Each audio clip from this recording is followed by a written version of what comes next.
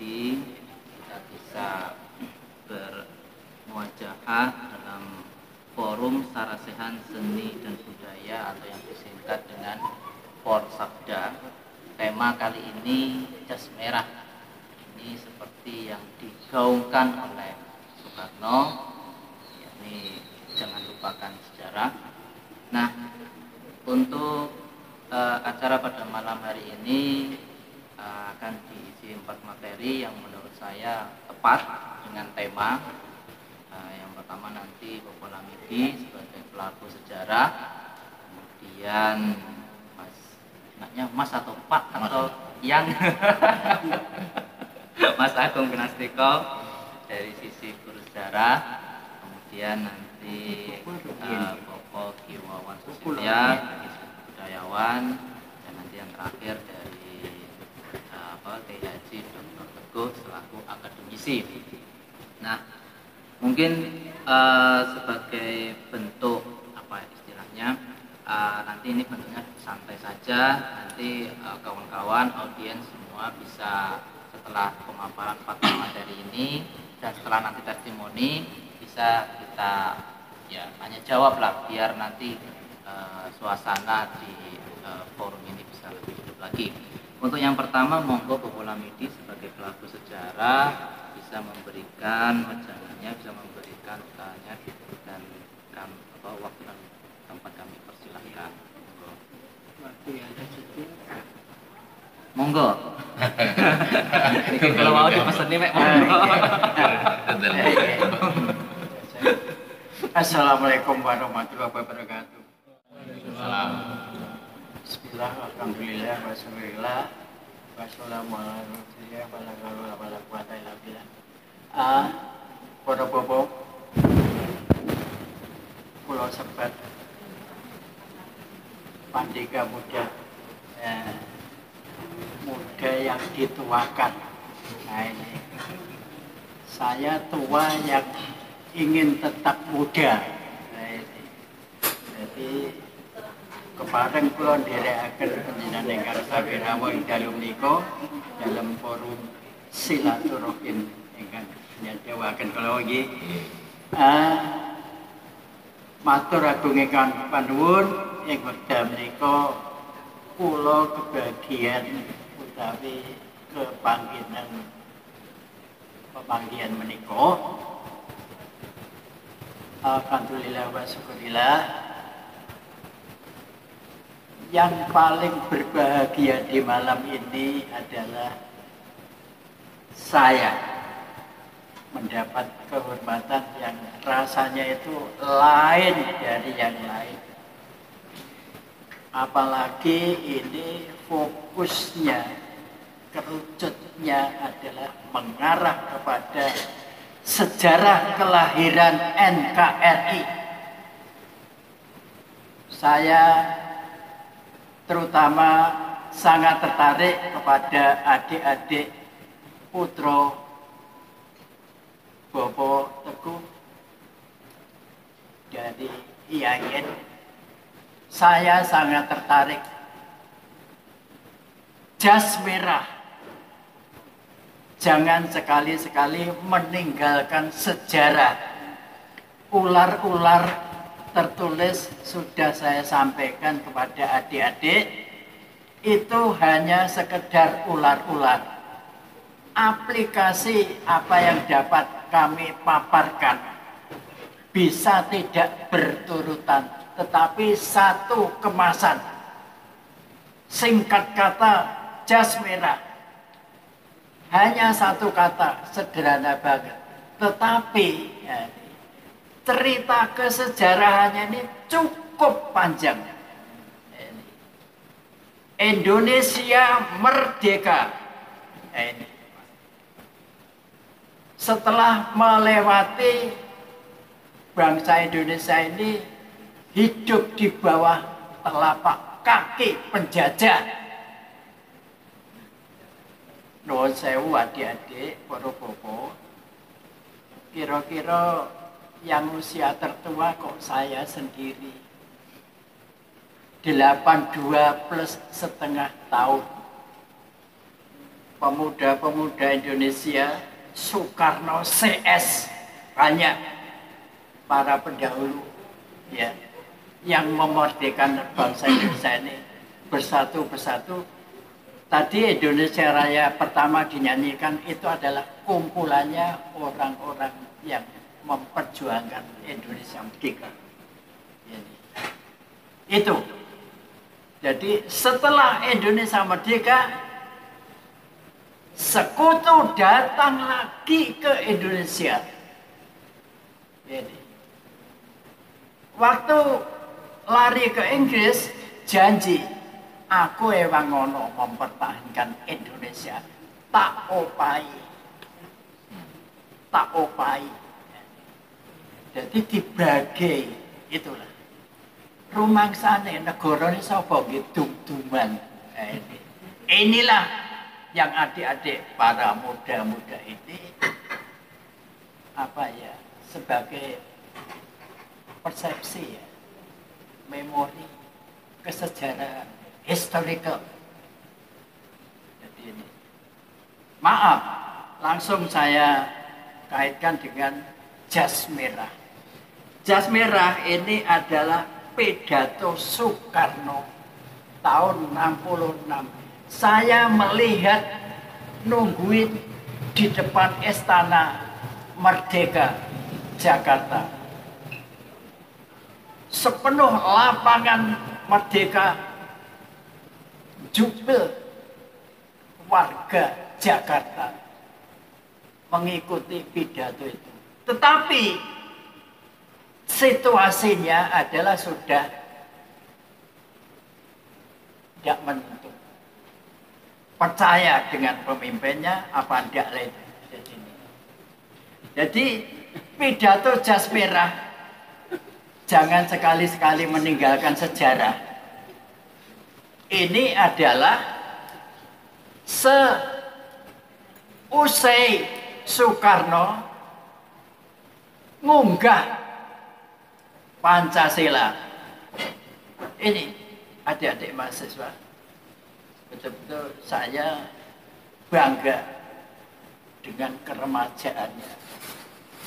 Prospek membangun ke depan lebih bagus.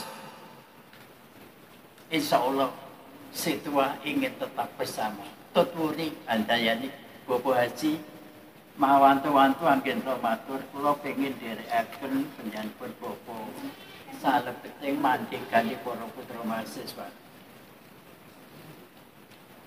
Coba perhatikan posisi IAIN, jalur Denpasar Medan, persis mahasiswanya ada yang dari luar. Ini adalah sejarah bahwa Jawa Dwipa, Pulau Jawa, ini adalah pusat pengendalian pemerintahan sejak dulu dari raja ke raja. Akhirnya datanglah Belanda. Inggris juga begitu. Pancasila, Islam seperti ini. Plumah murpe hanya beda, ya kan? Tapi suruh Pak, digigit podo rasane, oh iya kan? Kemudian sehingga kalau ini akan direka-reka jadi hip, no. Nah, sekarang adik-adik mahasiswa saya tanya, according to you, bagaimana your opinion about hip? Yes or no? Saya tanya coba. Jawabnya yes apa no? Nah, ini. According to you, hip. Bagaimana? Oke? Kalau oke berarti setuju dengan hip. No. No ya. Jawabnya no. Bisa diserap, bisa dianalisa, bisa digunakan sebagai bahan pertimbangan berpikir, menentukan sikap. Ini pertanyaannya. Ya, hip no, adik-adik ya, bagus. Aju terus, never retreat. Ya, pantang mundur. Sekali bilang berani, tidak usah ada yang diragukan. Maju terus. Ya. Kemudian menyikapi situasi yang sekarang ini bagaimana? Kuasailah situasi, jangan dikuasai situasi. Ini serba spontan deh. Saya yakin keremajaan, kebugaran adik-adik para remaja ini dalam hal berpikir. Pikir itu adalah pelita hati. Allahumma inni astagfiruka bi ilmika. Disertai dengan ilmu. Oh ya. Ibu mati tidak dimakan, ibu mati. Bapaknya mati. Fenomena banget. Kita di hadapan situasi yang seperti itu. Ya, apalagi masa-masa sekarang ini adik-adik sekalian, luar ini perlu diketahui bahwa dahulu kala ini pedoman sikap bagi saya. Saya bergerak kemana-mana bebas dalam kebebasan. Saya punya hak untuk bergerak bebas. Indonesia Merdeka juga itu. Ingin membebaskan dirinya dari cengkeraman. Ini memang benar-benar saya alami. Ya, sampai berkali-kali maaf, sampai pada G30S seperti apa? Saya ini ujung pistol saya hadapi. Maaf, yang menodong ini adalah kebetulan anti RI. Kalau ada apa-apa larinya ke sana. Siap aku yang ini. Tapi saya ingat situasi kuasai, jangan dikuasai situasi. Wah ini kalau ada apa mosok arep didudul pistol menengah. Ya. Tak neno ini. Cacat. Nah, bisa saya tambah. Terima kasih atas kawigatosan pendidikan Samirawo. Saya yang paling berbahagia dalam pertemuan yang ini, Bopo, adik-adik sekalian. Saya sangat mendambakan pada adik-adik remaja mahasiswa yang ini prospek membangun ke depan lebih bagus. Ngaten. Billahi taufik wal hidayah. Wassalamualaikum warahmatullahi wabarakatuh. Waalaikumsalam.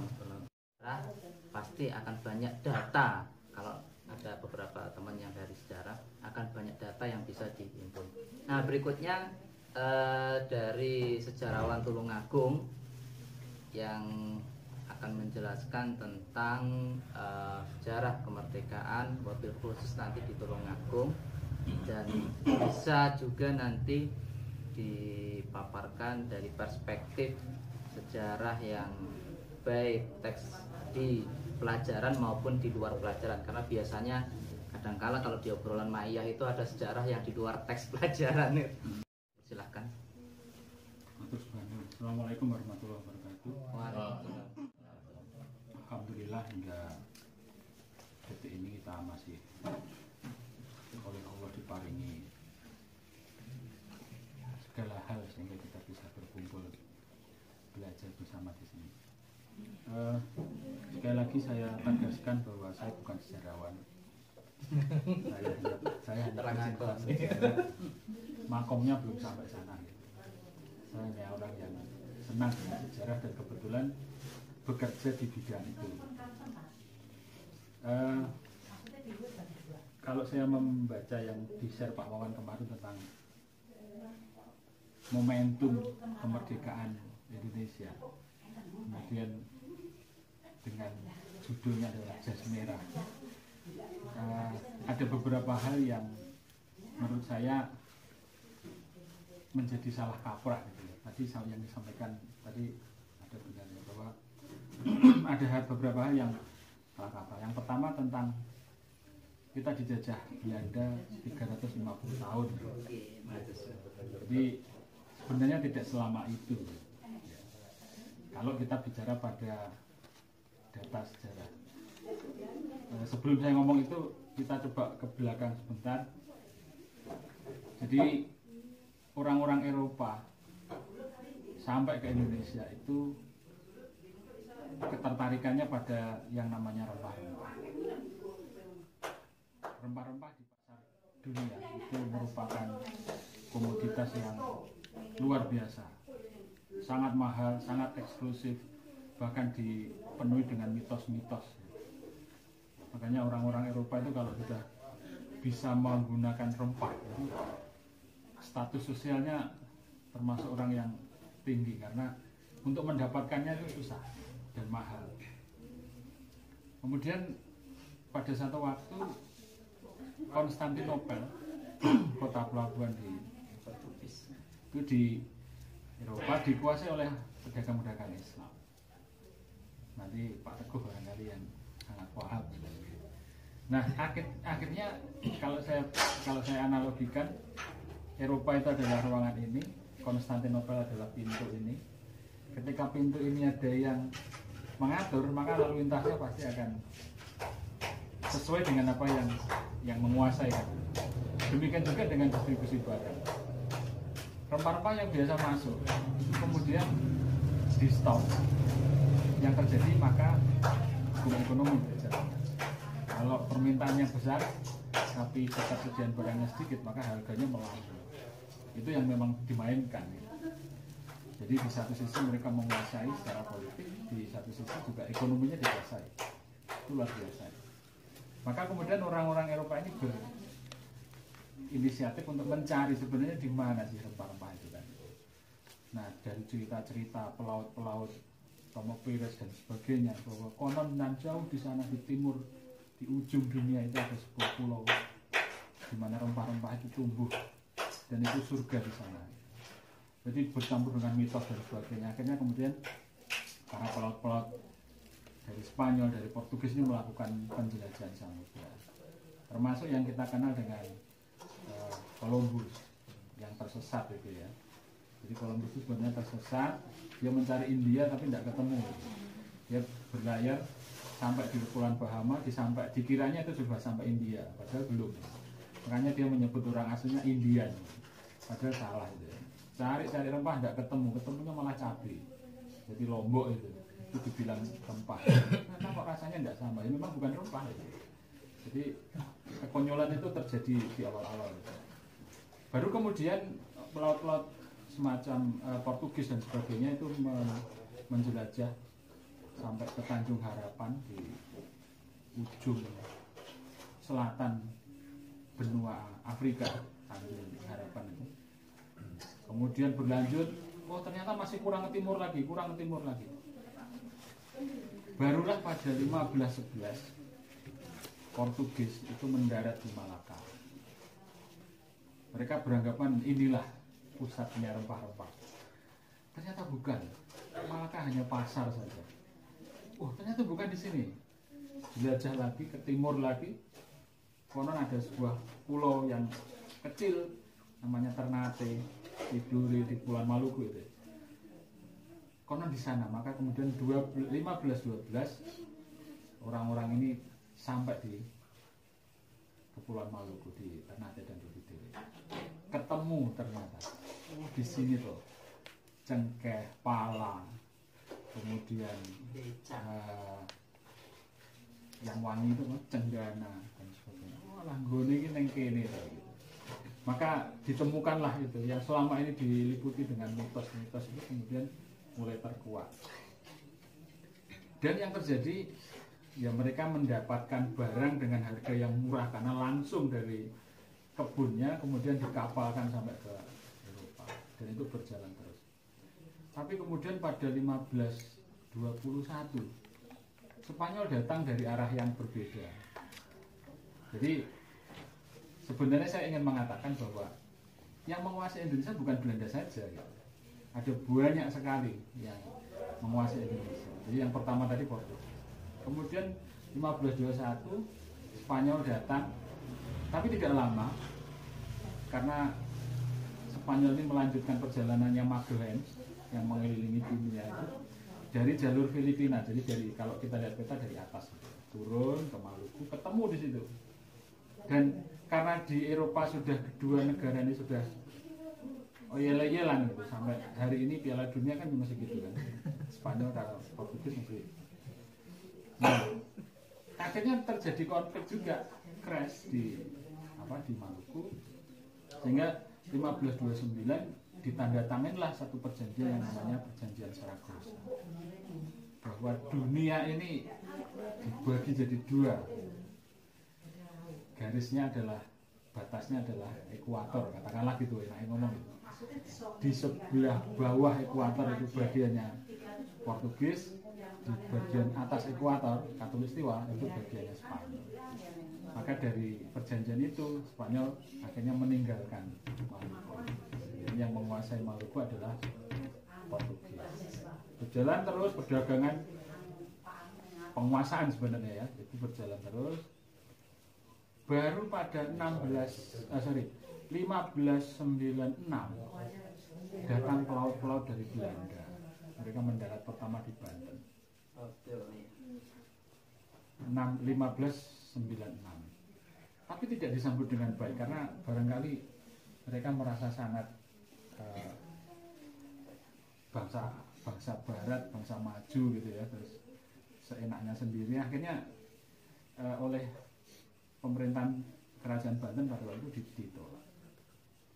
Akhirnya kembali lagi tahun 1598 datang lagi, yang ini kemudian disambut dengan baik. Mereka belajar dari pengalaman sebelumnya. Mereka datang ke Banten, disambut, bahkan boleh berdagang, diizinkan membuat markas di situ. Baru pada tahun 1602 didirikanlah yang namanya VOC, Verenigd Oost-Indische Company. Jadi kongsi dagang pedagang-pedagang Belanda. Kenapa ini dibentuk? Ya karena ternyata antara pedagang Belanda pun juga saling bersaing dan tidak sehat. Maka kemudian dibentuklah ini. Nah, disinilah awal kita dikuasai oleh swasta. Saya katakan swasta karena ini company, karena ini perusahaan, karena ini pedagang. Dan berlangsung lama, antara 1602 sampai 1799. Berarti ada sekitar 197 tahun kita dikuasai oleh VOC, pedagang. Sekali lagi saya katakan pedagang, bukan pemerintah. Jadi ini lebih kepada penguasaan ekonomi. Ya memang karena meskipun dia pedagang, tapi dia punya yang namanya hak oktroi, hak istimewa. Oleh kerajaan Belanda diberi keistimewaan, mereka boleh membuat pasukan sendiri, boleh membuat mata uang sendiri, punya pengadilan sendiri dan sebagainya. Sehingga ini kayak negara dari sebuah negara gitu ya. Korporasi tapi dia sangat berkuasa. Dan itu lama. 1799 akhirnya bubar karena korupsi. Jadi pegawai-pegawai VOC memperkaya dirinya sendiri. Akhirnya yang terjadi bangkrut VOC. Ini satu pembelajaran bahwa memang korupsi itu akan selalu membahayakan, bahaya laten korupsi. Sejak 1799 kekuasaan VOC kemudian diserahkan kepada pemerintah kerajaan Belanda. Inilah titik awal, titik tolak secara politik kita dikuasai oleh pemerintah Belanda. Yang sebelumnya 197 tahun itu dikuasai oleh swasta. Sampai kapan? Sampai 1811 ketika Inggris di bawah Raffles itu berhasil mengalahkan Belanda. Inggris pun juga tidak lama di Indonesia, hanya 5 tahun, antara 1811 sampai 1816. Kemudian kembali dikuasai lagi oleh Belanda. Kenapa demikian ya? Karena itu ada kaitannya dengan kondisi politik di Eropa pada waktu itu. Belanda berkuasa lagi sampai dengan tahun 1942. Kita kenal yang namanya janjinya Koiso, ya, Perdana Menteri Koiso, bahwa Indonesia akan dimerdekakan kelak di kemudian hari. Maka kemudian disusunlah ada BPUPKI dan sebagainya. Kemudian BPUPKI sudah selesai dan BPUPKI, kemudian ternyata Jepang kalah pada Sekutu, dan benar bom atom menghancurkan 2 kota itu. Yang terjadi di Indonesia adalah vacuum of power. Indonesia tidak dikuasai Jepang, kan Jepang sudah kalah dengan Sekutu. Jadi ada kekosongan kekuasaan. Inilah yang kemudian yang kita kenal dengan satu episode sejarah yang kita sebut peristiwa Rengas Dengklok. Adanya tarik ulur antara golongan tua dan golongan muda tentang kapan kita mau merdeka, proklamasi. Anak-anak muda dengan semangat dinamisnya mengatakan kita harus merdeka secepatnya. Kenapa? Karena biar nggak kedahuluan Sekutu. Karena kalau Jepang sudah menyerah, pasti Sekutu nanti akan datang untuk meluncuri senjata, mengambil alih kekuasaan dan sebagainya. Dan di belakang Sekutu ada tadi yang disampaikan Pak Almasi, ada Belanda. Maka harus cepatnya memanfaatkan momentum. Tapi golongan tua tidak berpikir demikian. Merdeka itu gampang. Tapi besok setelah merdeka mau ngapain? Nah itu yang jadi pertanyaan besar. Maka kemudian terjadi peristiwa Rengas Dengklok itu, dan ternyata kesepakatannya, deal-dealannya adalah oke, Indonesia merdeka 17 Agustus dengan rangkaian peristiwa itu. Nah, karena di awal-awal tadi ada keterlibatan Jepang, maka ada juga yang bertanya gini, jadi kalau gitu kemerdekaan Indonesia ini hadiahnya Jepang kan gitu. Buktinya dibuatkan BPUPKI, dibuatkan PPKI dan sebagainya. Ya barangkali ada peran gitu ya, tapi saya lebih berpendapat bahwa inilah kelebihan bangsa Indonesia, pandai memanfaatkan momentum. Jadi saat-saat yang kritis gitu ya, bisa melihat sesuatu untuk dimanfaatkan. Jadi orang Indonesia kan mesti gitu kan, kreatifnya luar biasa gitu loh kayaknya. Jadi sesuatu yang kayaknya nggak mungkin itu jadi mungkin gitu kalau di Indonesia. Aneh gitu ya. Tapi juga ya memang begitu gitu. Nah di saat-saat ketika PPKI bersidang itu kemudian tanpa pengetahuan Jepang dibuat panitia 9 itu yang akhirnya merumuskan yang namanya Piagam Jakarta dan kemudian disepakati untuk menjadi bagian dari pembukaan Undang-Undang Dasar 45 dengan beberapa perubahan tentunya gitu ya. Nah ternyata setelah merdeka pun terus mau ngapain kan gitu. Jadi mimpi besar yang disebut dengan kemerdekaan itu kemudian harus dihadapi oleh bangsa Indonesia, bahwa ternyata sebagai sebuah negara yang baru merdeka kita dihadapkan pada fakta kenyataan banyak permasalahan. Kita tidak punya mata uang sendiri, sarana dan prasarana hancur akibat perang, belum lagi ada blokade ekonomi oleh. Menurut saya ini berangkat dari satu pemikiran bahwa sesungguhnya kemerdekaan itu ialah hak segala bangsa, dan oleh sebab itu maka penjajahan di atas dunia harus dihapuskan karena tidak sesuai dengan peri kemanusiaan dan peri keadilan.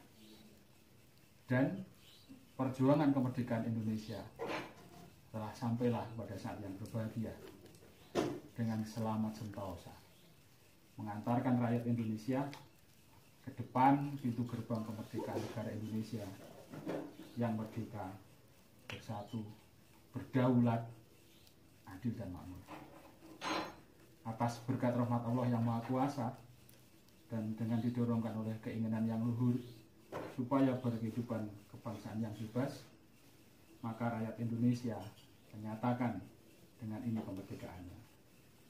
Kemudian daripada itu, untuk membentuk suatu pemerintah negara Indonesia yang melindungi segenap bangsa Indonesia dan seluruh tumpah darah Indonesia, dan untuk memajukan kesejahteraan umum, mencerdaskan kehidupan bangsa, dan ikut melaksanakan ketertiban dunia yang berdasarkan kemerdekaan, perdamaian abadi, dan keadilan sosial.